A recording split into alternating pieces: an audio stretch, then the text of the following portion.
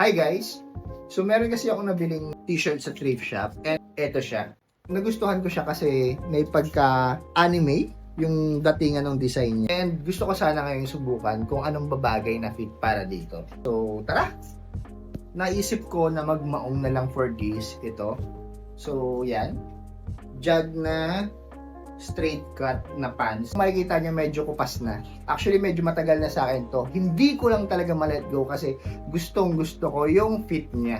Straight cut, saktong-sakto sa akin yung haba, and saktong-sakto yung pagkakayakap nito sa mga paa ko. So, try natin to guys. So, yan guys, yung fit ng pants sa akin. Talagang gustong gusto ko talaga to. Hindi siya masikip, hindi rin ganun kaluwag. So yan, sukatin natin ngayon yung shirt na nabili natin.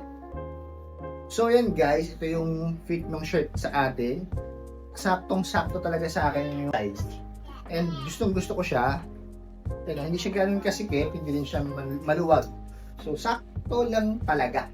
And parang feeling ko sakto rin siya dito sa pants na sinuot natin. Try ko lang guys na i-tuck in yung shirt. Yan. Ang ganda na itsura niya.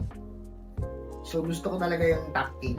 So, ito guys, yung itsura kapag naka-tuck-in yung t-shirt. So, ayan. Nakikita nyo naman, mas maganda siya. And ako talaga, mahilig talaga ako na mag-tuck-in. Dito fit yung datingan natin. So, ayan guys, pag naka-belt na, ang lakas talagang makatito outfit. So, naman tayo rito, necklace. Yan, yung stainless necklace natin. Simple lang naman. And syempre yung cap. So ito guys, yung ating outfit for today. Nagustuhan ko tong fit natin na to. And talaga namang ang lakas makatito.